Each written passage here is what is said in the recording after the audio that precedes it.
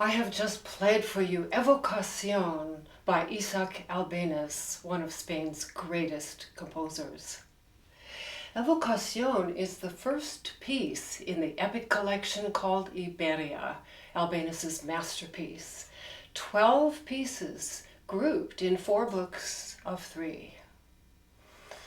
Albéniz lived the last 15 years of his life in Paris, but it was not until the last 3 years of his life, from 1906 to 1909, that he wrote Iberia. He was very ill and in a lot of pain, and it is miraculous that he was able to summon the will and the energy to complete his final and greatest achievement.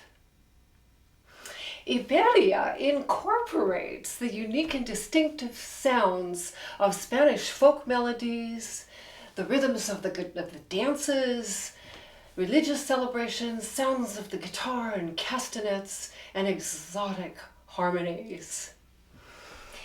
He also called them his new impressions, nouvelle impression, and they were written loosely while still preserving the essential elements of the genre. Albéniz was a child piano prodigy. He started performing in public at the age of 4, and by the time he was 13, he was performing internationally. He had an extraordinary youth, and he was a marvelous pianist.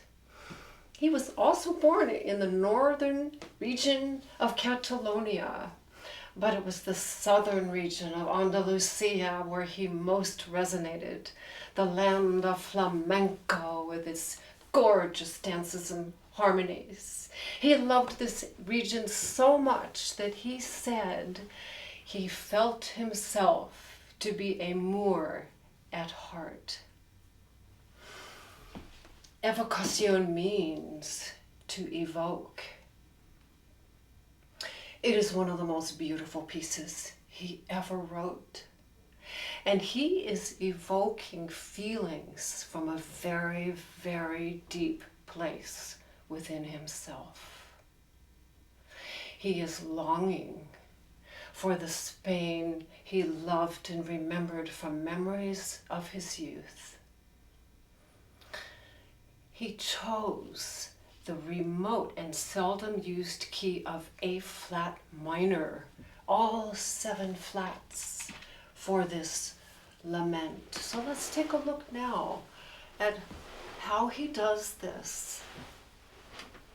In the key of A flat minor, this is our tonality. It's already a dark sounding chord.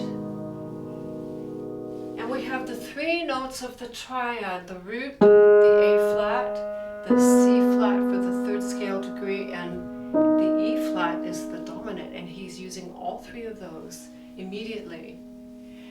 The melody takes the dominant, the 2nd voice, the bass, takes the tonic A flat. The tenor also takes this E flat, and it isn't until the 2nd beat that we get the 3rd scale degree of C flat. But this is the arrangement of those 3 pitches, taken with the 3 voices. So the melody now begins on this E flat, and listen to the melodic line of this.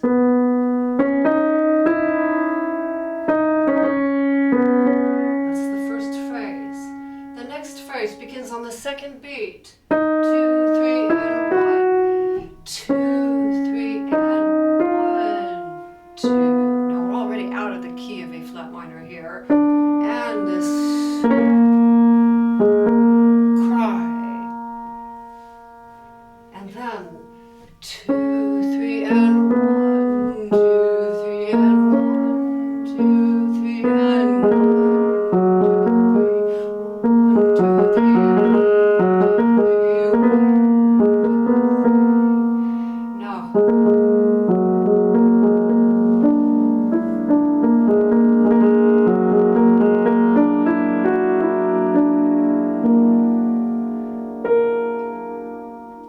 that's quite gorgeous, isn't it? So many different colors that we had here. What goes under that now? We have this tonic A flat in the bass, which plays on the downbeat for 11 measures. This is like a drone that's anchoring everything. And above it is the tenor that begins on the syncopation. 1 and 2 and 3 and 1 and 2 and 3 and 1 and 2 and 3. Now this gets very tense here. To G natural, making an augmented 7. B double flat. Tremendous clash of the diminished 9th octave and this wailing augmented 7th.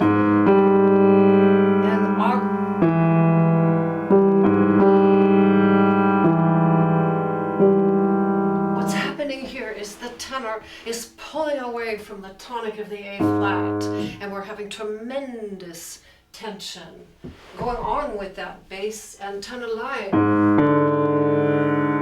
See, this is very unsettling. Taking this tritone here, A flat to E double flat.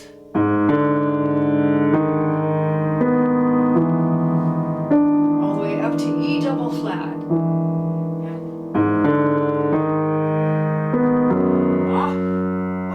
Do there. It moved down a step to G flat and F flat. Finally, we moved out of it A flat.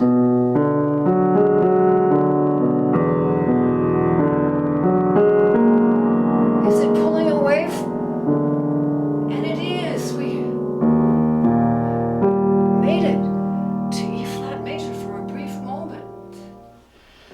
If I put the hands together here, we're going to get a tremendous texture of 3 different rhythms.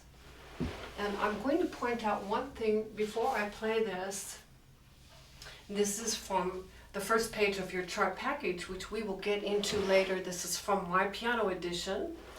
I'll tell you more about that now, but let's just look here at the opening melody. We are in 7 flats here, 3/4 time, and I'm going to point and count to the beats here and watch the phrases. 1, 2, 3, and 1, 2, 3, 1, 2, 3, 1, a breath.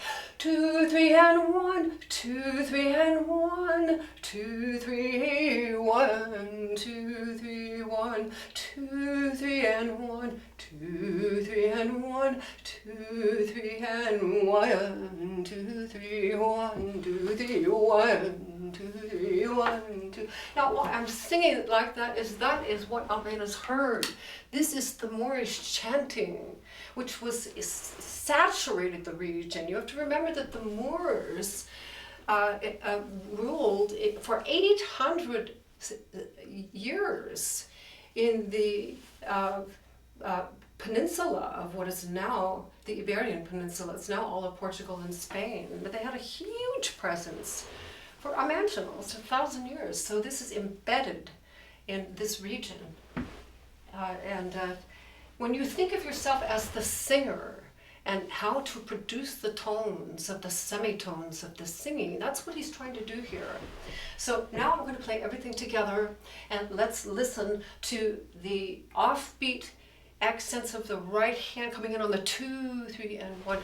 Now the rhythm of this, the rhythmic motive of theme 1 is 1, 2, 3, and 1, 2, 3, and 1, 2, 3, 1, 2, 3, and 1, 2, 3, and 1, 2, 3, 1, 2, 3, and that carries through for the entire piece as a unifying element. So listen for that. Listen to the syncopations now of this tenor line and the bass that's anchoring and trying to keep everything stable. Now breathe before you start. Take a breath and hear the melody before you start to play. This falling third is going to be huge in the right hand.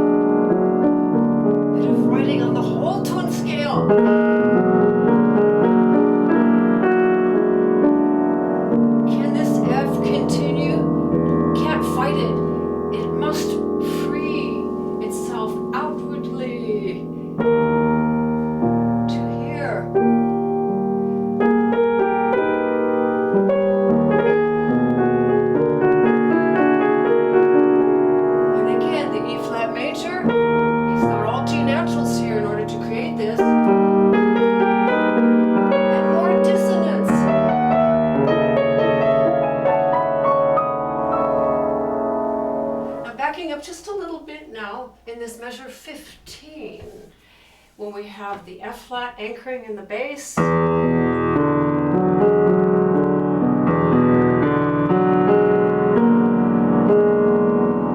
the right hand above it, this melody.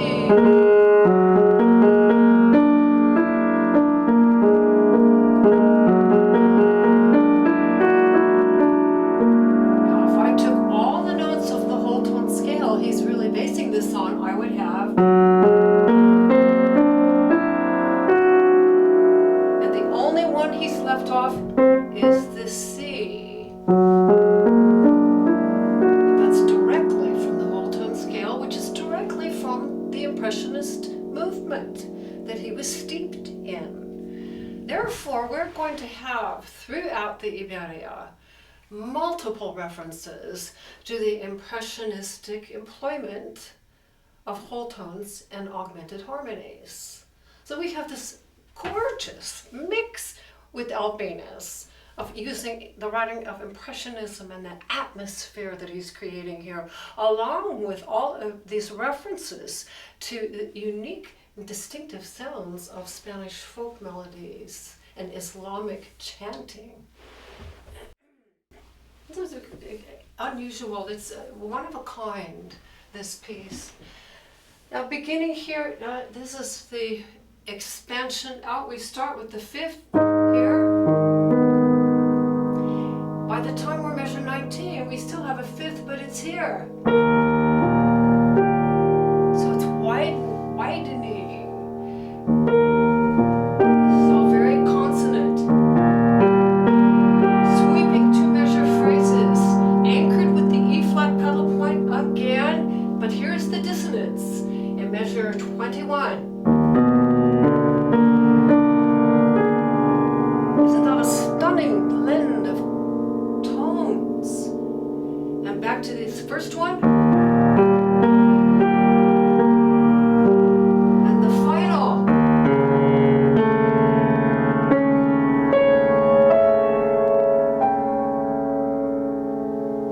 In both hands. He's still got the melody. 1, 2, 3, and 1, 2, 3, and 1, 2.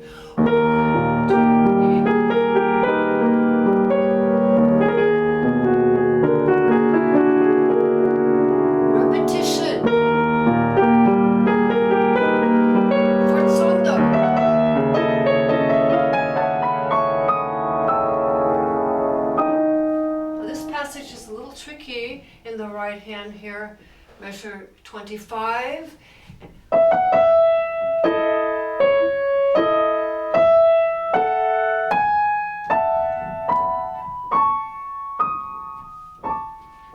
In order to do that well, you'll want to follow these fingerings here. We have the finger substitution to the 5, and because we need the top line to be completely legato. We don't want to leave the keys there, but the accompanying chord clusters underneath have to be released. So you're splitting your hand in half here. The upper part must be the legato line, and underneath we have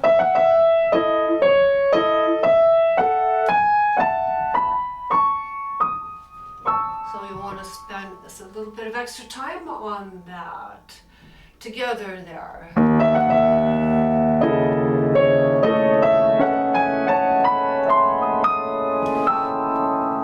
we're on top of page 2. Both treble clefs. We're getting higher and higher into the ethers here. And we have the same rhythmic motive. 1, 2, 3, and 1, 2, 3, and 1, 2, 3, and 1, 2, 3.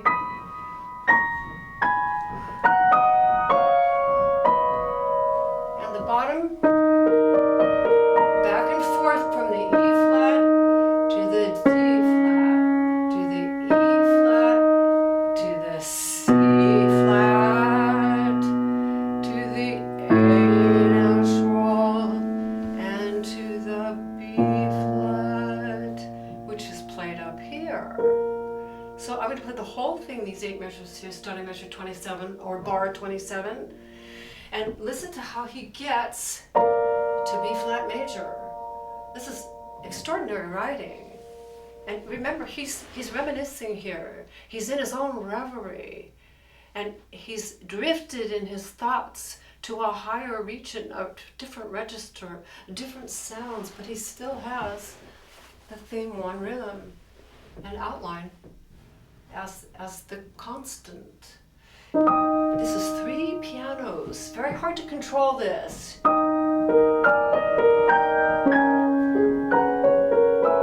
Repetition. Does it sforzando at the top and down to the C flat bass.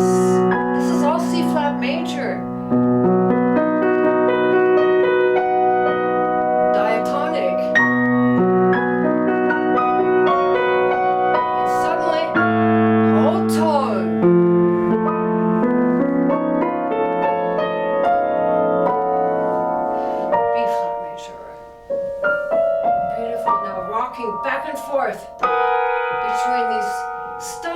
chords.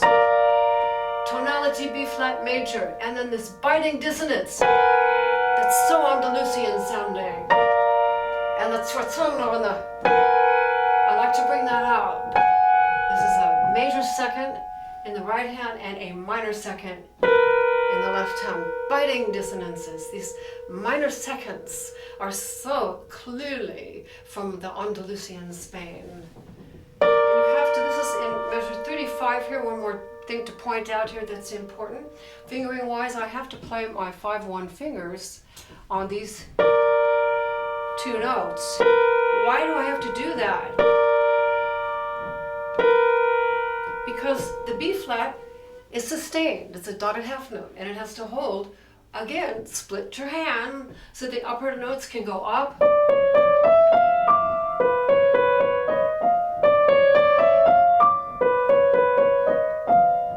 All the while being anchored by the B flat. See if you can hear this now. As I put it as written, just the left hand.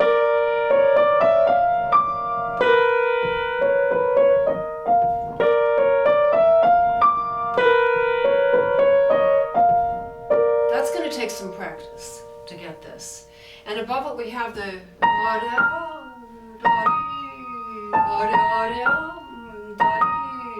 sway. Let's put that all together here. He's moving out. We don't know where he's going yet.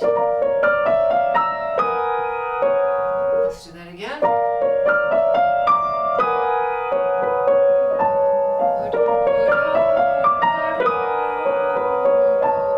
Now we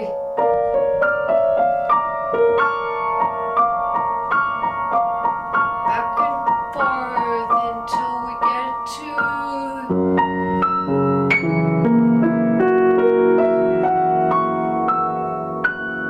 gorgeous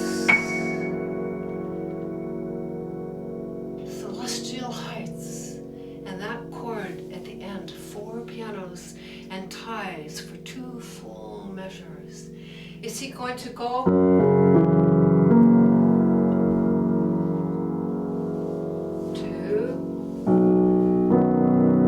It was a 5-7.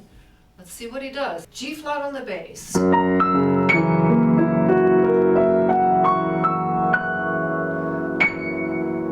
Retard.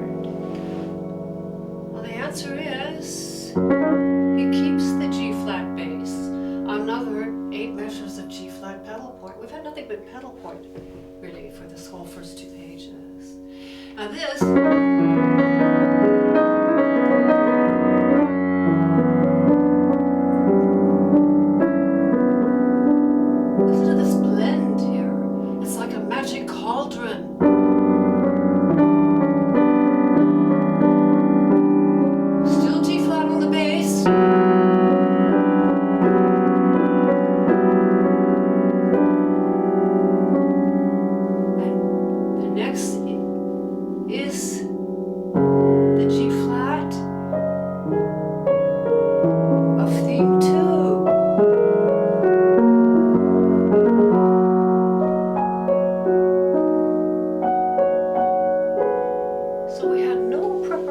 Whatsoever for the emergence of theme 2.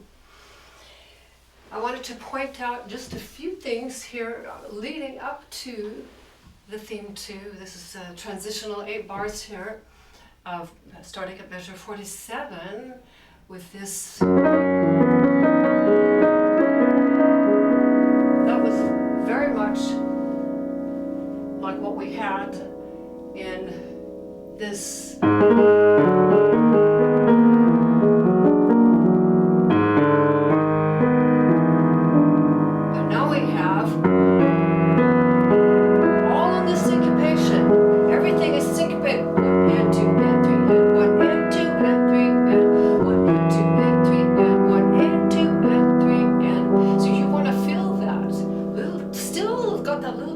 Agitato inside.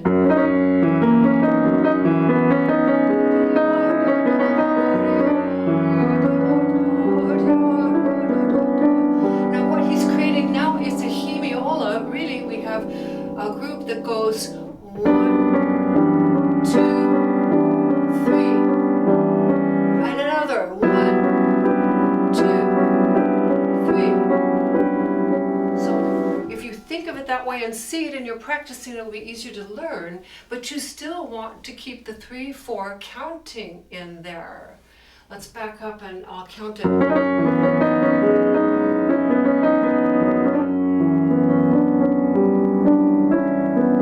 Here's the counting. 1, 2, 3, 1, 2, 3, 1,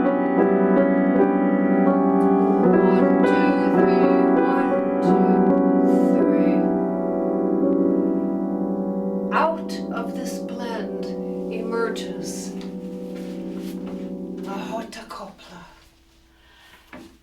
And it's the Hota. I'll speak just a little bit about this very interesting, this dance, the Hota. It's the reference that Albéniz is using here is a dance called the Jota Navarra, a dance from northern Spain in the region of Aragon.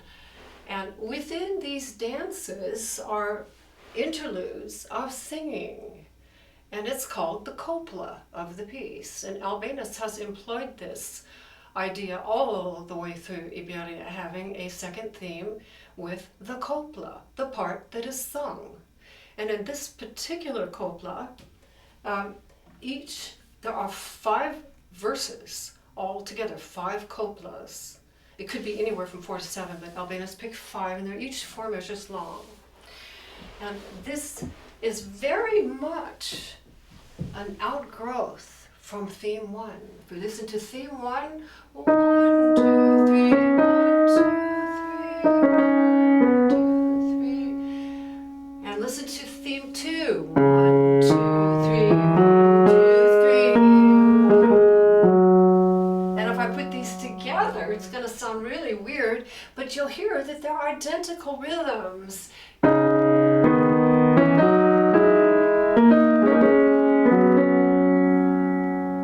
So it is an extension, but it's in the major key. We don't know yet what major key it is, and the melodic line goes up higher this time.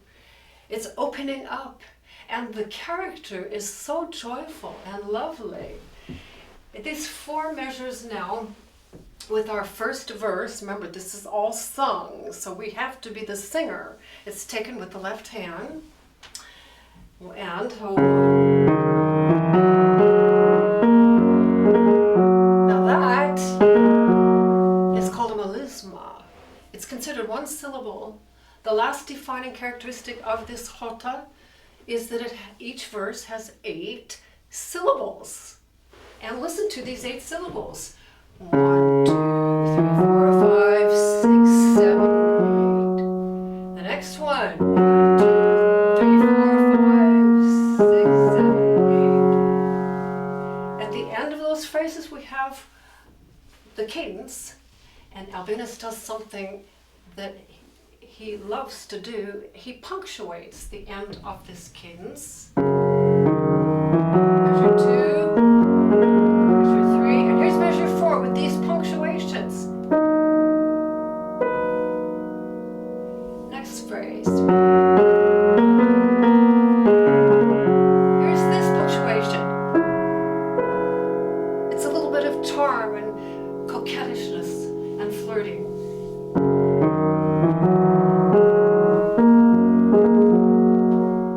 You'll say, well, didn't we hear that before? We did. It was exactly like the first copla. Here's the 4th copla. Big leap with the sforzando up to the E flat and descending this time.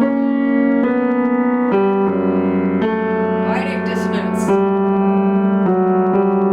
And this cadential flourish. Diminished 5th. A little bit of sadness, just piquancy there.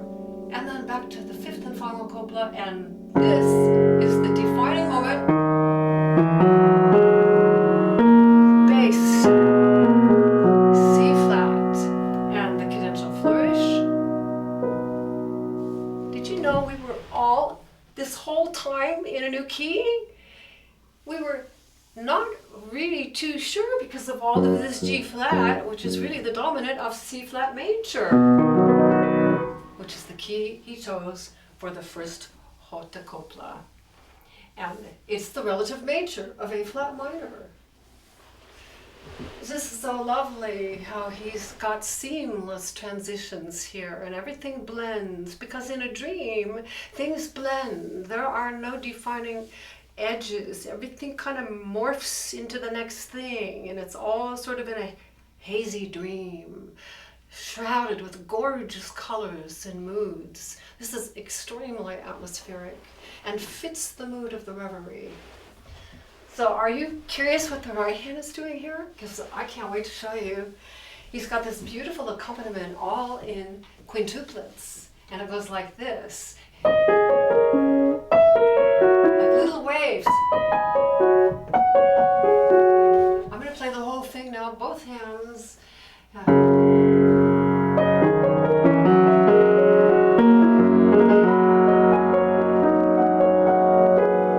Second copla.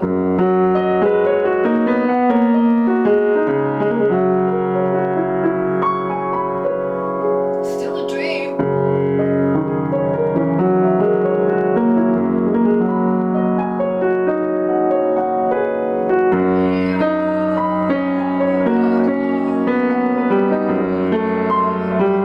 White keys in the right.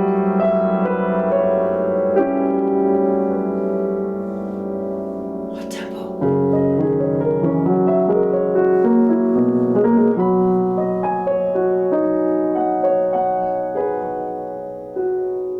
Some of the most beautiful 20 measures ever written. I have deeply fallen in love with this part of the piece. And in my research, there are lots of different kinds of jotas. Some of them are all women dancing and jumping in the air. It's a lively dance in 3/8 time. But one of the jotas is a dance for a courtship, and it's for couples. And they are with their arms up holding castanets and entwining and moving around each other with the love energy. And I think that's what Albéniz is going to here. This pure love energy of some of the wonderful moments in our lives, surrounded with love and loveliness. And now I'm going to show you the rest of the supplies in the chart package. We have our main file, which I showed you earlier, of this is what you get in your chart package to learn your notes. This is page 1 of 5, and I have taken public domain music and re-engraved all of the notes that you'll find in any other edition, but looking entirely different because I put it on the 11-inch by 17-inch wide horizontal format. This is the landscape format, and I can get long uninterrupted phrases on here of how the piece is really constructed. And then once I make that with those 5 pages, then I put it on the vertical axis, the portrait view, and I make the satellite view. And here is your full page 1 and 2, which is the entirety of theme 1. And then comes page 2 with our copla here, and we'll get into the development section. And the final, page 3 of this, is the appearance of one more complete copla. So I can't wait to get to that with you, and then closing material here. When you get the piece almost learned and memorized, you can set these 3 pages on your music rack. I put a bulletin board behind to support it. You have no page turns. It's a good way to test your memory. But it is this supply right here that is my favorite, the color structural analysis. And I have to make the satellite view first before I can make this. And this is the bird's eye view of the entire piece. And this will be enormously helpful for you, I believe. It certainly has been for me. This is on the large 11 by 17 format, and I just taped it on the back here with clear tape. You can do that too. I have also a showing the version here printed from your home printer on the 8.5 by 11. Here's the piece, and we can go through real quickly here, get the overview that I can hold comfortably and point. Theme 1 in the pink box, transitional material at the bottom, theme 2 of the Hota copla in the blue box. The green box is the box development material. This very intense and turgid section here of the piece, culminating with the retransition back to theme 1 in the pink box, and our final copla number 2, basically to end the piece, to end the reverie, back to his beautiful copla. And we have some stunning closing chords of the coda to finish the dream. I told you about the rhythmic motive of the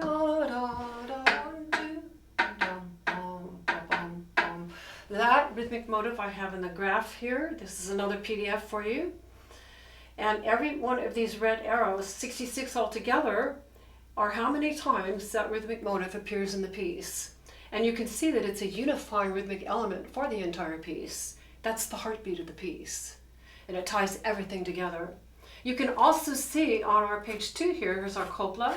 Now our development section, a lot of back and forth, trading off with that rhythmic motive, right hand, left hand, right hand, left hand, and then repetition of this tremendously intense, passionate section here with every single one reinforcing that rhythmic motive.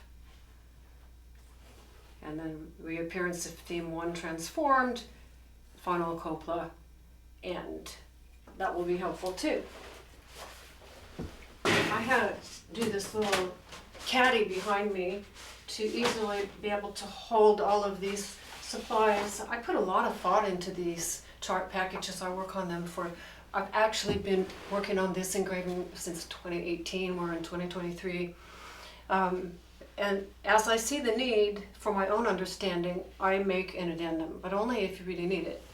And I made 2 addendums for the copla. Here's copla number 1. We'll take a look at this, and then I'll get back in a little more analysis of this right hand in here of these quintuplet phrasings. But here it shows very powerfully that we have copla 1 for 4 measures, copla 2, copla 3, copla 4, and copla 5. And I laid it out this way because on the left side, coplas 1, 3, and 5 are almost identical. So that's the good news. The differences are only with the G flat dominant bass all the way through here, and finally the tonic C flat is given to us. Over here, coplas 2 and 4 are quite a bit different and are going to need some extra study on that. And I have another one of these for copla 2. So I'll bring out quickly now, comparing the differences, but the format's identical. 1, 2, 3, 4, 5, 20 measures, all the same and different. And I put those together here, the vertical PDF that has the entire comparisons of the 2 coplas. And it tells what does what when. This copla 1 is in relative C flat major, this one's in parallel A flat major. This has the melody in the left hand, this has the melody in the right, and so on. We'll get more into those differences, but this is going to be, it was for me enormously helpful getting my head around this. And you can get all of these supplies from my website, sallychristianmusic.com, as digital downloads. You simply take your PDFs to your print shop and have them printed on the 60-pound cardstock. They're heavy. They'll stand up on the music rack. They'll last forever. You'll love them. All right, so back to this copla.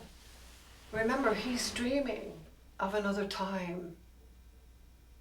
And these exquisite flourishes of quintuplets in the right hand. Start with a little accent on every one, but it's in 3 pianos, so it has to be so gentle and delicate. And in your page 3 music here, let's just take a little close-up of all of these. Right hand, accent, accent, accent, accent. He doesn't want a big accent. What he's trying to give us here with all of this is a little, what I think he's doing is giving an indication of a little bit of a burst of light coming off of that first one, like a little star twinkling in the distance.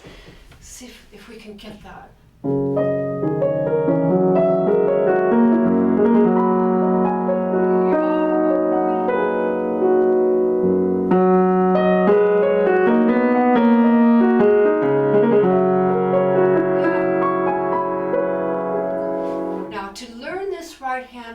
I had to come up with something to reinforce these patterns. So what I did is block the first two notes of 5 and then the remaining 3 as a chord.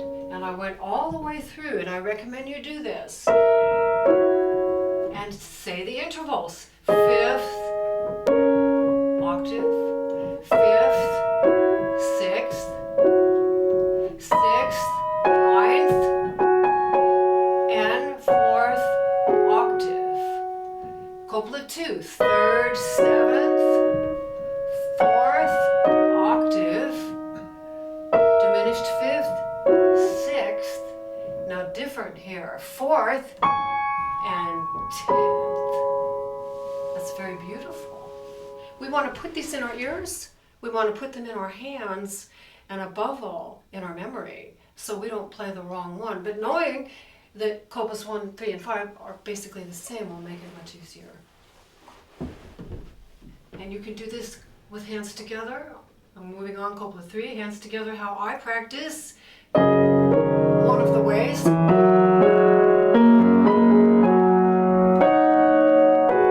I get this, see how the hands choreograph with the overlapping.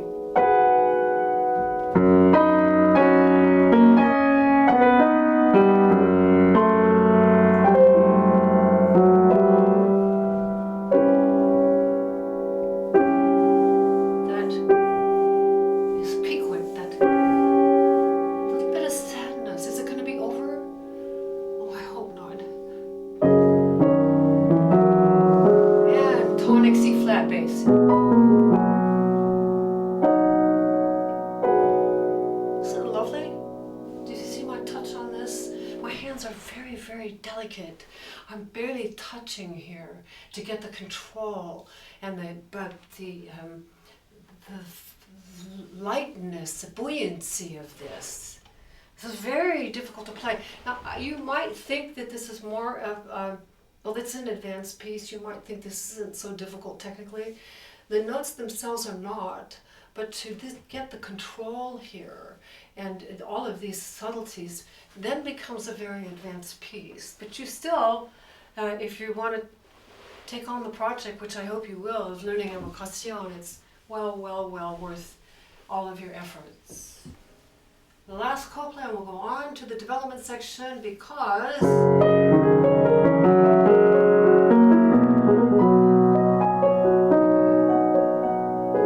unprepared modulation. Right here. All of a sudden now it sounds like G major.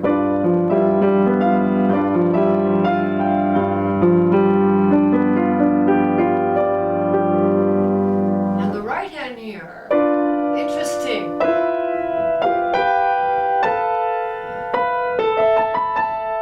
Same rhythm. Remember those red arrows? Yan da da da da da da, and the tenor answers.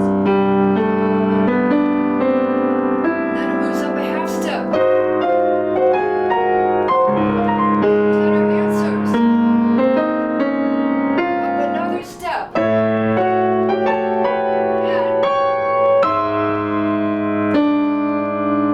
crashing, intense tritones and dissonances here. Now let's back up now to this measure 75, dolcissimo, as sweet as possible. And I'm going to show you something very interesting with a double thumb technique. These are full chords, and what I do is to take the thumb here, and then the third, and the thumb playing 2 notes at once. So I have on the first beat, I have the third, 1, 2, 3. reason is it's a hard reach.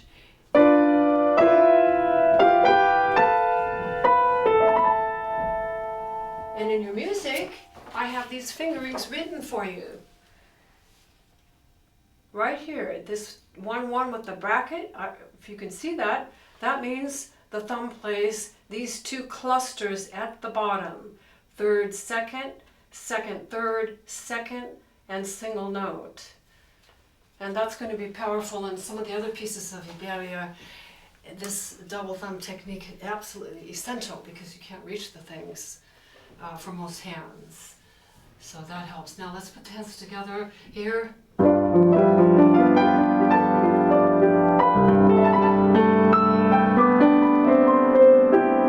to A flat major.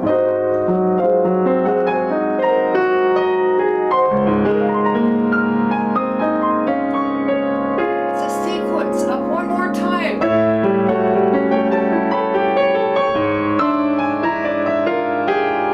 Clashing seconds, clashing semitones here.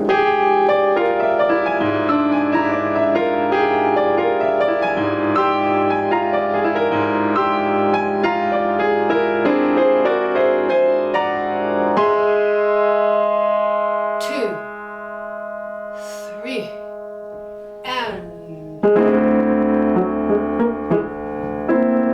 we get to retransition, another unprepared modulation. A few tips in learning these notes here. Here is my working copy, and these are all the marks that you have in your CSA, the color version here. Seeing that it is a sequence, goes up a step. We have the alternating soprano and tenor dialogue, up a step. This is the sequence. This is very much with the writing we learned from Bach. So this is the traditional classical style of writing, which Albéniz also uses in his pieces. You'll be hearing lots of repetition of material. It's one of the things he does, symmetrical phrasings.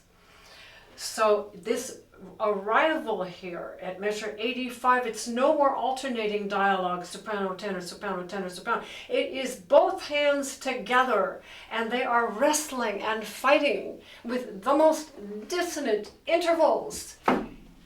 Something has been released inside of him, and this it's like a waterfall just pouring over with spilling over. The pitches, backing up, this is all part of my goal in these lessons is to help you practice wisely and use your time well. Know what you're after when you sit down to practice. 15-20 minutes of intelligent, focused practice with an intention is way better than an hour of mindless, just moving your fingers, not even knowing what you're really doing. So to be mindful here in the left hand of this development section.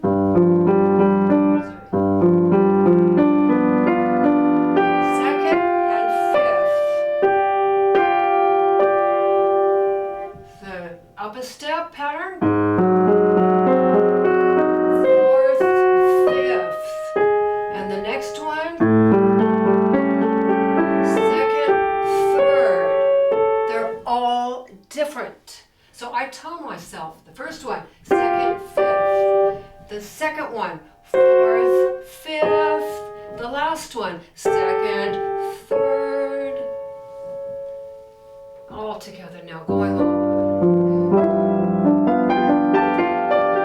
C in the bass. It's a 5-1. Next repetition up a step. A flat in the bass.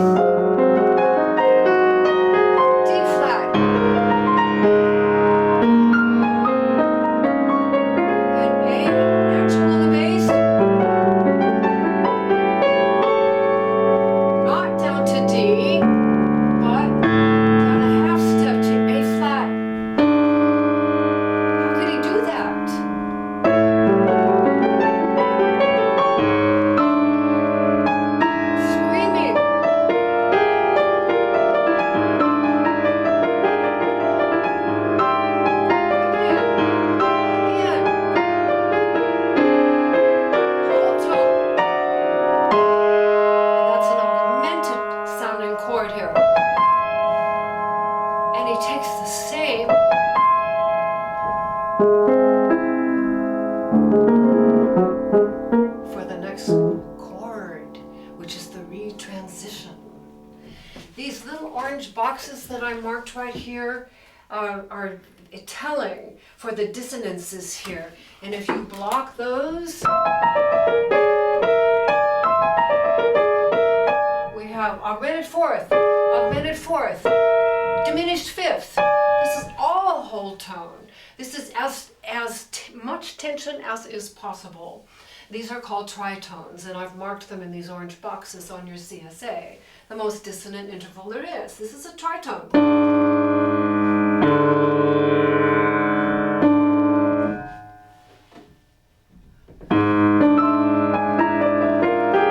Do you see that I can start right there? That's the other thing that's so wonderful about this layout here. You can start your copla here, copla 3 here, the beginning of development section here, the culminating climax of the piece right here. You know how it starts, you see the notes, you see the fingerings as a new start point. It's tremendously valuable to be able to practice these systems out of context and know how to start it instantly. Or any of that. It's just, this is great. So here we go.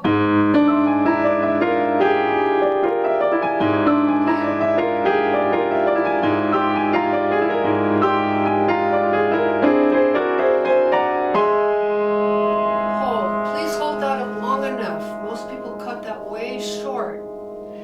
Now.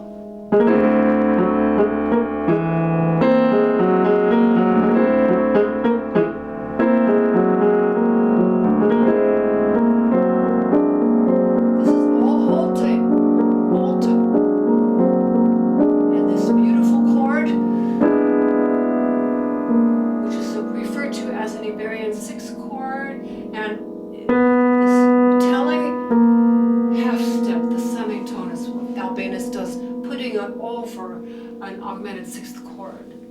And we go now to the theme 1, unexpected. Now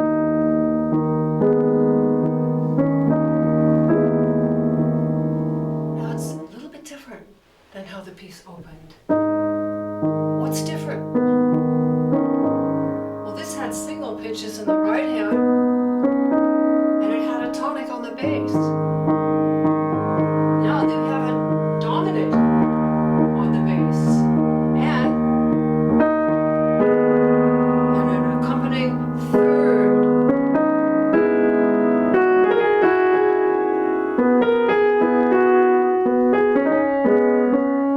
He's built some real complexities in here. This is one of the harder sections that I would like to point out. These are 12 measures here of theme 1 that's come back quite transformed. So we have our opening theme here. This has got the dominant E flat pedal point of E flat, and with the E flat in the right hand too, how the piece originally began. And we have our tenor syncopations here. Now I'm going to play and you watch this music going on right here. Watch these little staccatos dancing around. It's kind of hard to do, but this is very, very imaginative.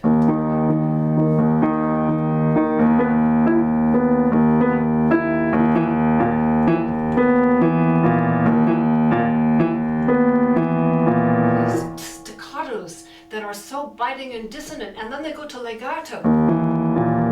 B flat.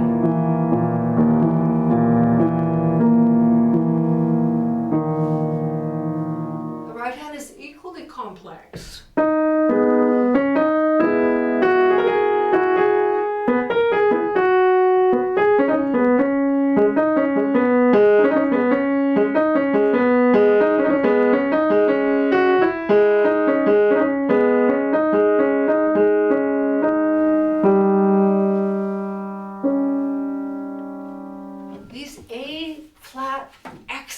Notes that I circled in yellow, there are 8 of them, and it makes a hidden alto pedal point on A flat why is he emphasizing this A flat so much at this point in the piece? It's emphatic. It's like an ostinato. It's stubborn. It won't leave. And it's on these offbeat, on the third X beat here. 1, 2, 3, 1, 2, 3, 1, 2, 3, 1. And then again here, 1 and 2 and 3, 1 and 2 and 3. He's anchoring from the middle. I have just never seen this before, taking a pedal point within the inner layer of the piece. He's also got the other E flat pedal point in the bass. So we have two pedal points going on at the same time here, creating tremendous double anchoring on the downbeat, anchoring on the offbeats. Never seen this kind of writing. Let's do this whole section again, and all of this is the last time we hear theme 1, and it is not at all like the beginning in what it evokes in us. It is turgid, and it is very unsettled in here with all of these things dancing around.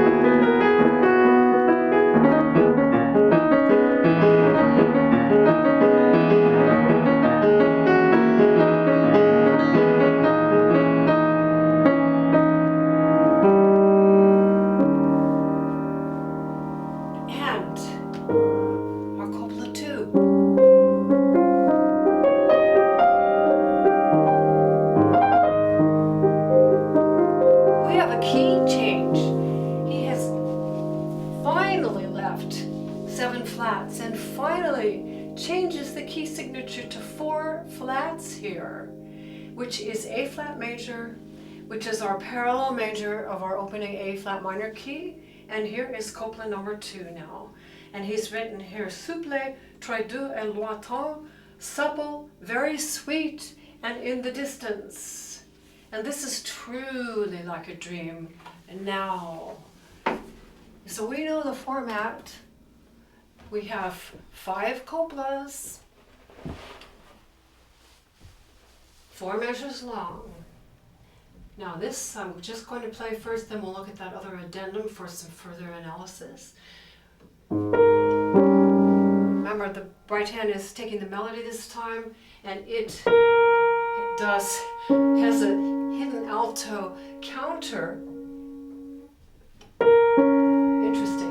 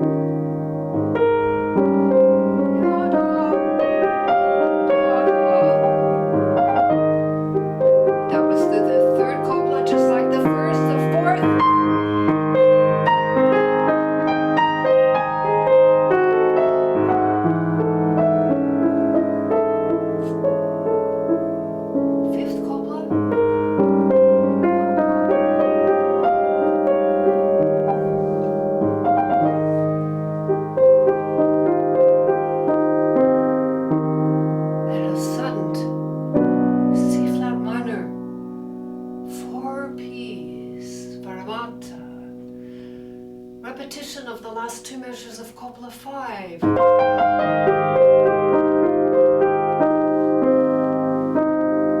And the same C flat minor chord. He's saying goodbye. Quasi adagio. Measure 141. We're in the coda now. Again, repetition.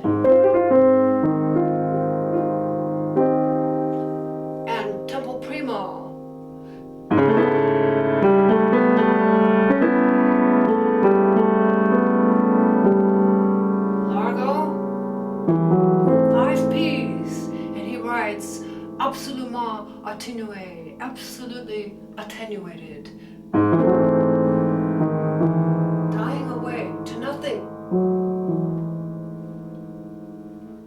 fermata over the silence, a G major chord, 4 Ps. Fermatas on the rest, and the last tonic, A flat major, and an added 2/4, the right hand and the left. Lovely. Rest and a 5/1 cadence. And I make these long staccatos. I don't go, that's not the character. By brushing the key, it takes control to do that, but you will be able to do that. Looking at the last page now on the CSA that I made, this was very interesting to me, exactly where the coda begins. And I do a lot of reading, as much reading as I can in learning anything I learn, and especially giving a lesson and making a chart like this, because I have to make all these labels, make all these sections, decide what is what. I went back and forth about where does the coda really begin, and I got my clue from these oscillating chords between the A flat major, here's copla 5, measure 1, 2, measure 3. A flat major, it spills over of and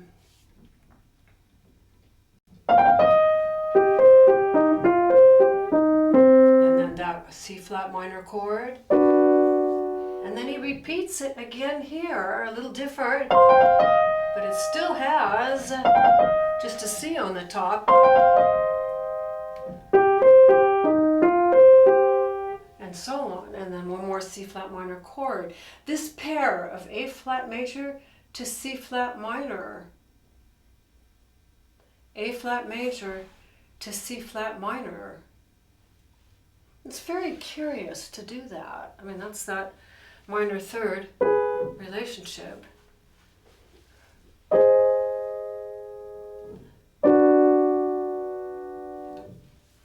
But I think the coda does begin here because of the pair here and the pair here.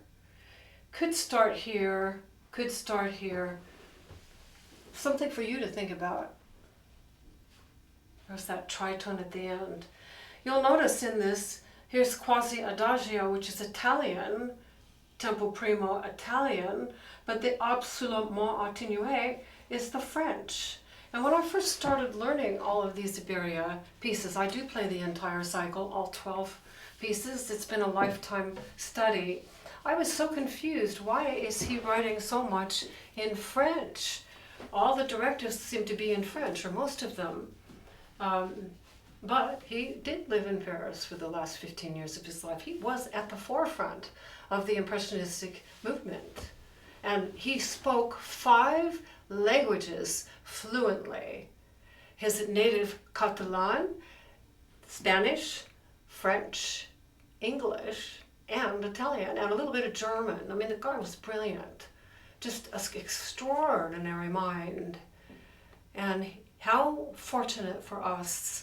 What an incredible gift he gave the world to put forth this masterpiece, using up all of the best he had to offer at the very end of his life. And did he ever make a contribution? I'd like to read you one quote that really touched me and inspired me as I close this lesson. This is a quote from Menachem Pressler, who died recently this year of 2023. He's talking about practicing. And he says, I love practice because that is where the search for music takes place. The deep moments of musical epiphany are almost always in practice. And I have so found that to be true for myself. And I ask myself at the end of the day, was this a well-lived day? Did I live well this day? And I can answer yes, especially if I made a few discoveries with my pieces. And I am actually almost elated when I go to sleep at night and I think, wow, I discovered this and I discovered this and I didn't know that, and look at that. And you multiply that every day of your practice for 2-3 years. Then you have, you have really a very rich and full life. So I look forward to sharing more Iberia teaching videos with you in the coming years. Is the project that I am deeply steeped in at the moment, and would love to continue with this. So I hope this lesson has been helpful for you, and I wish you all the best with your practicing of Evocación. Thank you.